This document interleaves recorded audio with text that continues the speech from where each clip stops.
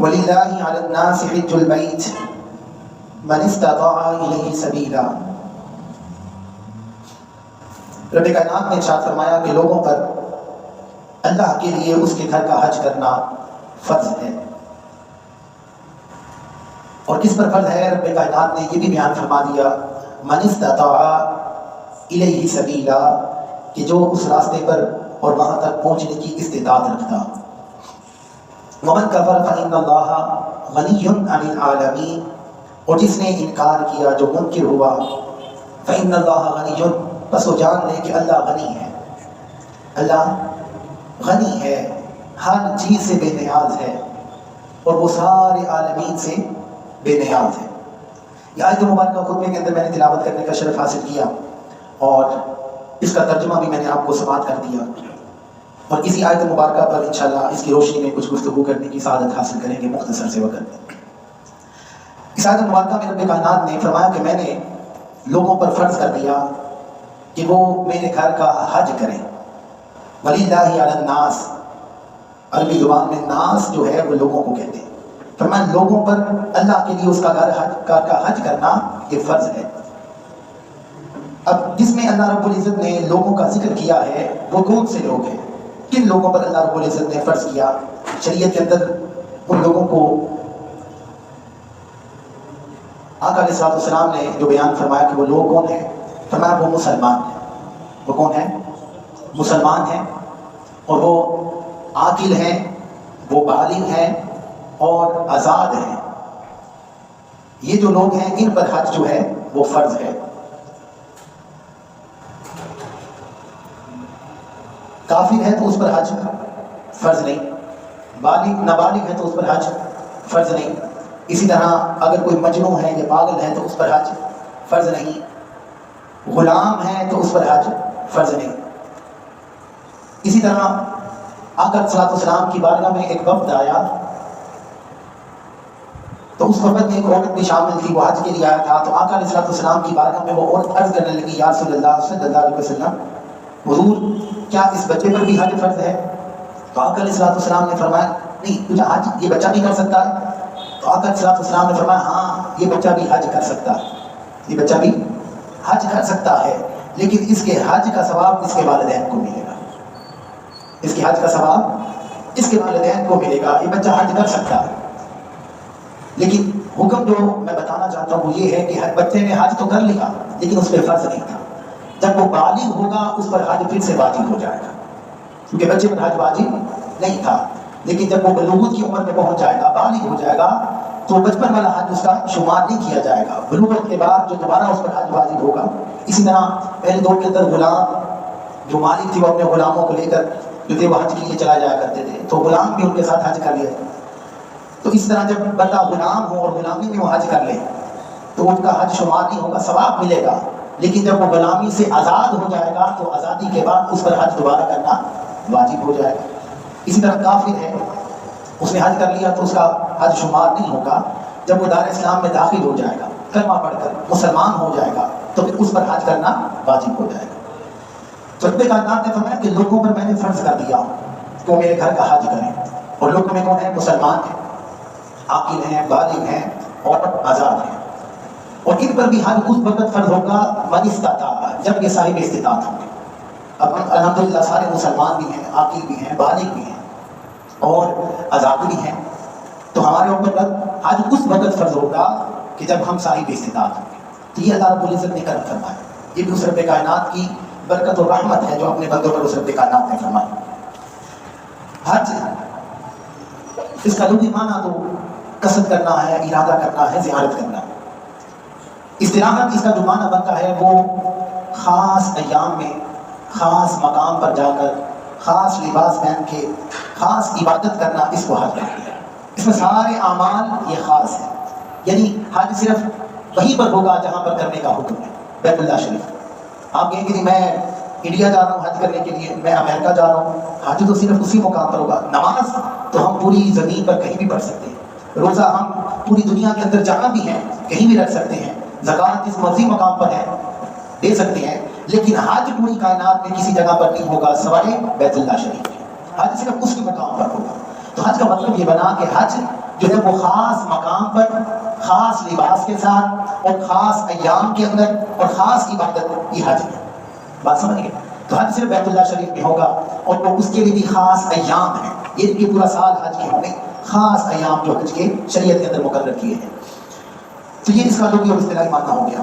حج کی فرضیت کے حوالے سے اس بات کا اندازہ آپ اس بات سے لگا دیں کہ حج کی فرضیت اور اہمیت کتنی خاص ہے.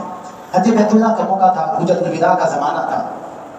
آقا علیہ الصلوۃ والسلام خود میں حجۃ الوداع ارشاد فرما رہے ہیں صحابہ کرام سے کہ رب کائنات نے فرمایا کہ محبوب اليوم اکملت لکم دینکم واتممت علیکم نعمتی وردیت لکم الاسلام دینا. حضور خطبہ ارشاد فرما رہے ہیں رب کائنات نے فرمایا محبوب یہ بھی اعلان فرما دے کہ آج کے دن ہم نے آپ کا دین آپ کے لیے مکمل فرما دیا. آج کے دن ہم آپ کا دین مکمل فرما دیا.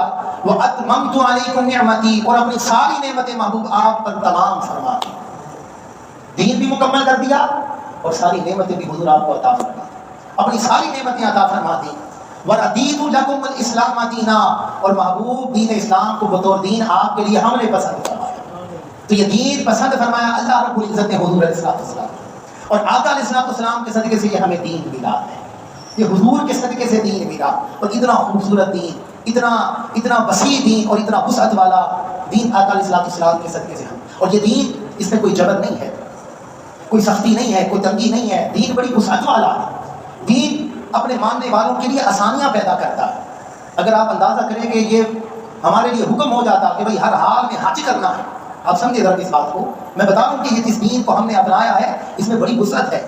یہ چند لوگوں نے اس کو تنگ نظیر کر دیا ہے، دین کو اتنا سخت کر دیا ہے. دین کے اندر بڑی وسعت ہے. ہاں کچھ کہتے ہیں، کچھ سختیاں ہیں، کچھ پابندیاں ہیں، وہ بھی انسان کی اپنے فائدے کے لیے ہے. جو دین کے اندر پابندیاں ہیں نا وہ بھی انسان کے اپنے فائدے کے لیے. ایسا نہیں کہ وہ پابندیاں لگائیں ہمیں اس سے کوئی فائدہ نہ ہو. انسان کے اوپر کچھ پابندیاں ہیں وہ اس کے اپنے فائدے کے لیے. اس کی دنیاوی فائدے بھی ہیں، اس میں اخروی فائدے بھی ہیں، اس میں حشر والے کی جو رسوائی ہے اس میں بچنے کے لیے بھی جو فوائد ہیں یہ دین کے اندر. اگر ہم ساری زندگی گناہوں میں گزار دیں تو اندازہ کریں دنیا بھی ہماری برباد ہوگی، آخرت بھی برباد ہوگی. تو اس دنیا اور آنے کے لیے ہمارے اوپر کچھ جو ہے وہ پابندیاں لگا دی ہیں. اس قانون کے مطابق اپنی زندگی بسر کرو گے تو تمہاری زندگی میں تمہیں فائدہ ہوگا، آخرت میں بھی فائدہ ہوگا. تو جو دین کے اندر ہمارے اوپر سختیاں ہیں، پابندیاں ہیں، وہ بھی ہمارے فائدے ہیں. میں بتانا یہ چاہ رہا ہوں کہ دین کے اندر بڑی وسعت ہے اور بڑی جو ہے وہ آسانی ہے.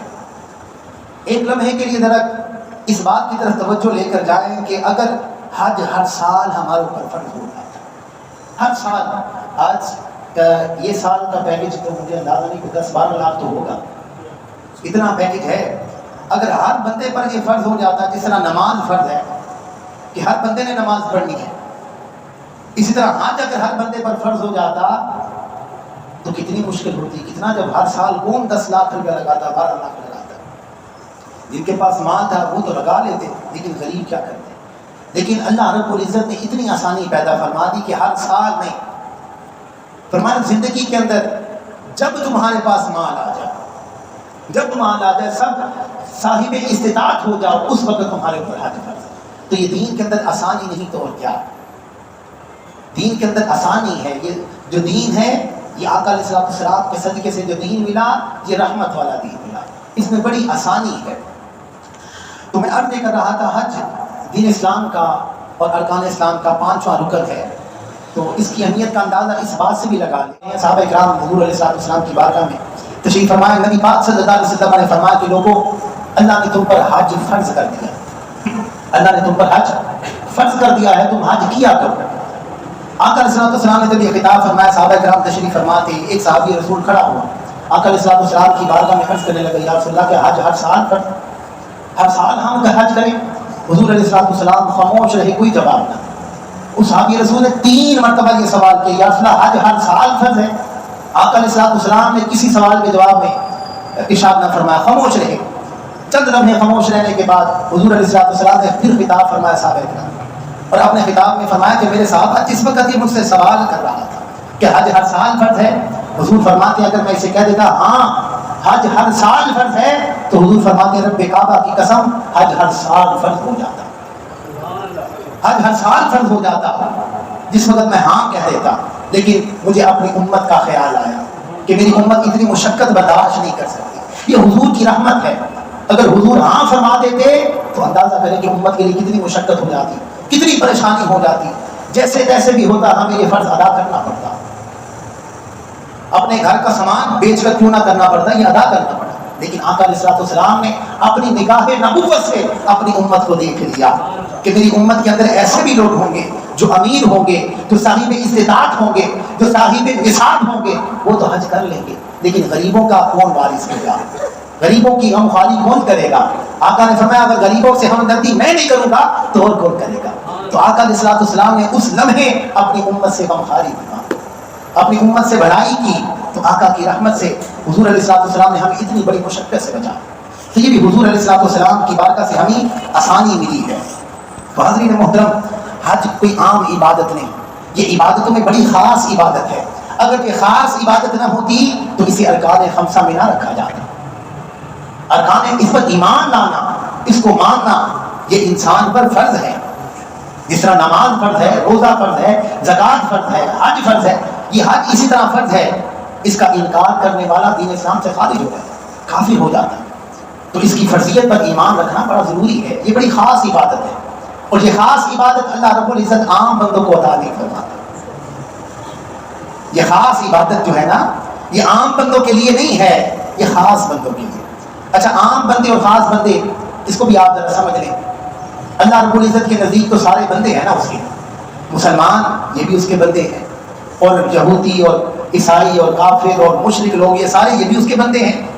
اللہ رب العزت کے نزدیک وہ تو رب ہے. وہ کیا ہے؟ رب العالمین ہے, سارے عالمین کا رب ہے. رب کہتے پالنے والے کو, پرورش کرنے والے کو, کھلانے والے کو, پلانے والے کو, نوازنے والے کو, عطا کرنے والے کو. وہ رب العالمین ہے, وہ سارے عالمین کو پالنے والا ہے, سارے عالمین کو کھلانے والا ہے, سارے عالمین کو پہنانے والا ہے, وہ سارے عالمین کو نوازنے والا ہے. اگر وہ یہ عمل نہ کرے تو وہ رب ہی نہ ہو. وہ اگر تخصیص کر دے, نہیں جو مانے گا, جو میری عبادت کرے گا, میں صرف اسی کو عطا دوں, تو پھر وہ رب نہیں. رب کا معنی ہی یہ ہے کہ وہ ہر ایک کو عطا کرتا ہے. وہ ہر ایک کو, وہ کافروں کو بھی دے رہا ہے, وہ یہودی اور عیسائیوں کو بھی دے رہا ہے, وہ منافقوں کو, مشرکوں کو بھی دے رہا ہے. جو بتوں کی پوجا کرنے والے اس کو نہیں مانتے, اپنے اپنے خداؤں کو ماننے والے ہیں, وہ رب ان کو بھی دے رہا ہے, ان کو بھی دے رہا ہے. وہ رب العالمین ہے, وہ ساروں کو دے رہا ہے. لیکن رب کائنات فرماتا ہے, رب کائنات نے ارشاد فرمایا, ذالک بأن اللہ مولی الذین آمنوا وأن الکافرین لا مولی لهم. رب کائنات نے فرمایا کہ لوگوں سنو, رب تو میں سارے عالمین کا ہوں, رب میں سارے عالمین کا ہوں. فرمایا ذالک بأن اللہ مولی الذین آمنوا, فرمایا اگر میں مولا ہوں تو ایمان والوں کا ہوں. سبحان اللہ. اگر میں مولا ہوں تو ایمان والوں کا ہوں, مسلمانوں کا ہوں, مومنوں کا ہوں. میں مولا جو ہے وہ ہر ایک کا مولا نہیں ہوں. اب مسلمان جو ہیں یہ خاص ہو گئے, وہ عام ہو گئے جنہوں نے کلمہ نہیں پڑھا, جنہوں نے اپنی ساری زندگی جو ہے وہ کفر میں گزار دی, شرک میں گزار دی. وہ عام لوگ ہیں. اور خاص لوگ کون ہیں؟ جنہوں نے کلمہ پڑھا. اللہ کے نزدیک تو سارے لوگ ہیں نا, لیکن عام اور خاص کی تفصیل بیان کر رہا ہوں کہ عام لوگ وہ ہیں جنہوں نے کلمہ نہیں پڑھا, اور خاص لوگ وہ ہو گئے کہ جنہوں نے کلمہ پڑھا. اب رب کائنات نے فرمایا کہ عالمین کے حوالے سے, رب العالمین کے حوالے سے, میں ساروں کا رب ہوں, لیکن مولا ہوں میں ہر ایک کا نہیں. مولا میں صرف مسلمانوں کا, ایمان والوں کا ہوں. مولا میں ان کا ہوں کہ جنہوں نے دامن مصطفیٰ کو تھاما ہے, جنہوں نے محبت مصطفیٰ کو اپنے سینوں میں اجاگر کر لیا ہے, میں ان کا مولا ہوں. اب مولا بھی سمجھ لیں, مولا کس کو کہتے ہیں؟ مولا کہتے ہیں مددگار کو. مولا کہتے ہیں مددگار کو. تو مولا رب فرماتے ہیں صرف میں مومنوں کا ہوں, مسلمان ہوں. وَأَنَّ الْكَافِرِينَ لَا مَوْلَىٰ لَهُمْ, رب نے یہ بھی فرما دیا کہ میں کافروں کا مولا ہوں. یہ قرآن کریم کی آیت مبارک ہے. فرمایا میں مومنوں کا مولا ہوں. وَأَنَّ الْكَافِرِينَ لَا مَوْلَىٰ لَهُمْ, کافروں کا میں مولا ہوں. تو بندوں میں خاص بندے وہ ہیں کہ جن کو رب کائنات بڑا پسند فرماتا ہے, اور انہی لوگوں کو, خاص لوگوں کو رب کائنات یہ توفیق عطا فرماتا ہے کہ وہ اس کے گھر کا حج کرتے ہیں. کہ اللہ رب العزت نے اس کو خاص توفیق عطا فرمائی ہے, اللہ رب العزت نے اس پر خاص کرم کیا ہے. وہ لوگوں میں, تمام لوگوں میں اللہ کا سب سے زیادہ محبوب ہو چکا ہے. وہ خاصوں میں بھی خاص ہو چکا ہے. ہم سارے خاص ہیں اللہ کے حضور, لیکن خاصوں میں بھی خاص وہ ہوتے ہیں کہ جس کا اللہ رب العزت انتخاب فرما لیتا ہے, جس کو اللہ رب العزت اپنی اس عبادت کے لیے چن لیتا ہے, وہ خاصوں میں بھی خاص ہو جاتے ہیں, وہ اخص الاخاص کے درجے میں فائز ہو جاتے ہیں. تو جو حج کے لیے جاتے ہیں اللہ پاک ان کا جانا قبول فرمائے. اور حاجی جب اللہ کی بارگاہ میں اس کے حج کے لیے جاتا ہے تو وہ عام نہیں ہوتا, وہ خاص ہوتا ہے, اور اس کو رب کائنات جو مقام دے دیتا ہے, جو مرتبہ دے دیتا, جو درجہ دے دیتا ہے, وہ عام لوگوں کو نہیں ملتا. وہ خاص لوگوں کو اخص الاخاص کے درجے میں ہوتے ہیں. جب حاجی اپنے گھر سے حج کے لیے نکلتا ہے تو آقا علیہ الصلوۃ والسلام فرماتے ہیں, حضور علیہ الصلوۃ والسلام نے فرمایا کہ حاجی وہ اللہ کا مہمان بن کر اپنے گھر سے نکلتا ہے. حاجی جب گھر سے نکل رہا ہے نا, حج کا سامان باندھ کر اور وہ خاص لباس پہن کے خاص عبادت کے لیے حج کی نیت سے اپنے گھر سے نکلتا ہے, تو حضور فرماتے ہیں اس کی شخصیت میں اضافہ ہو جاتا ہے, اس کی ذات میں اضافہ ہو جاتا ہے. اب وہ عام بندہ نہیں رہتا, وہ اللہ کا خاص بن جاتا ہے, اور رب کائنات اس بندے کو اپنے مہمان کا درجہ دے دیتا ہے. وہ اللہ کا مہمان بن کے اس گھر میں نکلتا ہے, وہ اللہ کا وفد بن جاتا ہے, اس کی ذات میں برکتیں آ جاتی ہیں, اس کی ذات میں اضافہ آ جاتا ہے. اب اندازہ کریں کہ جو حاجی اللہ کا مہمان بن کر جائے تو اندازہ کریں اس کا کیا مقام ہوگا. وہ مہمان بن کے جا رہا ہے, کہاں جا رہا ہے؟ اپنے رب کی بارگاہ میں, اپنے رب کی بارگاہ میں مہمان بن کے جا رہا ہے, اور جس کا میزبان خود رب کائنات ہو, جس کی مہمان نوازی کرنے والا وہ رب کائنات ہو. اندازہ کریں اس مہمان کا مقام کیا ہوگا. رب فرماتا ہے میں خود اس بندے کی ضیافت کرتا ہوں, میں اس بندے کا مہمان نوازی کرتا ہوں جو حاجی حج کے لیے نکلتا ہے. تو وہ اللہ کا مہمان ہوتا ہے. ہمارے گھر میں کوئی مہمان آ جائے, عام مہمان کی بات, خاص تو بڑے بھی خاص ہوتے ہیں, عام مہمان کسی کو ہم ویسے ہی دعوت دیں بھائی آپ ہمارے گھر میں تشریف لے آئیں, تو اندازہ کریں کہ ہم اس کے لیے کتنا اہتمام کرتے ہیں, اس کے لیے ہم کتنی کوشش کرتے ہیں تاکہ ہمارا مہمان جو ہے وہ خوش ہو جائے. اس کے لیے کھانے کے پینے کے سارے انتظامات کرتے ہیں, اور اس کو پروٹوکول دیتے ہیں, عزت دیتے ہیں, احترام سے بٹھاتے ہیں, اس کو گاڑی سے لے کر آتے ہیں, پھر اس کو گاڑی تک چھوڑنے جاتے ہیں, اتنی عزت و احترام کرتے ہیں ایک عام مہمان کی. تو اندازہ کریں جو رب کا مہمان بن کے گھر سے نکلتا ہے وہ اللہ کا خاص مہمان ہے. اور پھر اللہ رب العزت اس بندے کی ضیافت فرماتا ہے. کس طرح ضیافت فرماتا ہے حدیث پاک میں یہ بھی سنیں.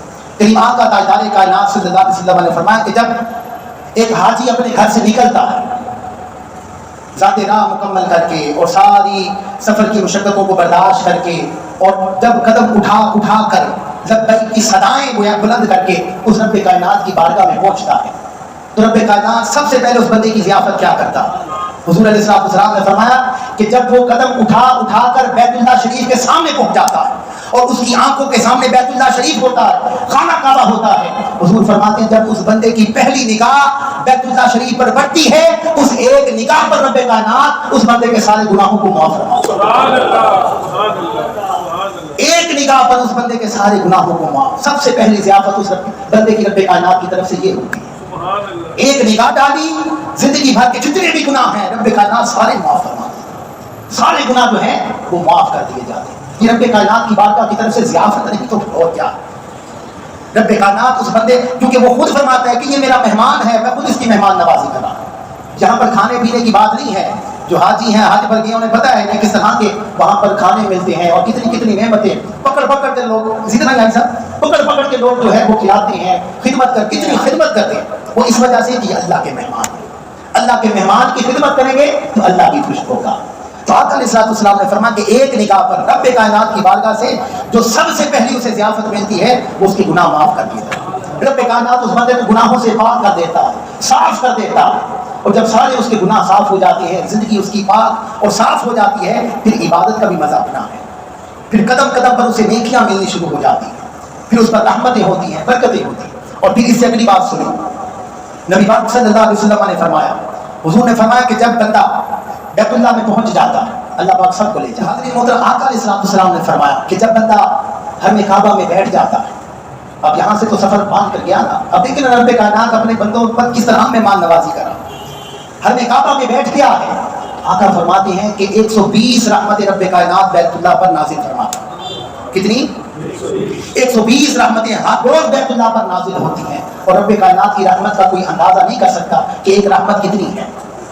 ایک رحمت کا اندازہ کوئی نہیں کر سکتا کہ ہم بھی اندازہ نہیں کر سکتے. وہ رب کائنات کی رحمت بڑی وسیع ہے, اس کی عطا بھی بڑی وسیع ہے. ایک رحمت کا اگر کروڑواں حصہ بھی کسی کو مل جائے اس بندے کے بارے میں عالم ہو جائے. تو رب کائنات کی رحمت بڑی وسیع ہے, اس کی عطا بڑی وسیع ہے. نبی پاک فرماتے ہیں کہ ہر روز 120 رحمتیں حرم کعبہ پر نازل ہوتی ہیں. اور کن کے لیے نازل ہوتی ہیں؟ حضور نے فرمایا میری امتیوں کے لیے, میرے غلاموں کے لیے, ان کے لیے جو حرم کعبہ میں اس حج بیت اللہ کی زیارت کے لیے جاتے ہیں, ان کے لیے نازل ہوتی ہیں. اور حضور علیہ الصلوۃ والسلام نے فرمایا کہ ان 120 رحمتوں میں سے 60 رحمتیں اس کو ملتی ہیں جو بیت اللہ کا طواف کرتے ہیں.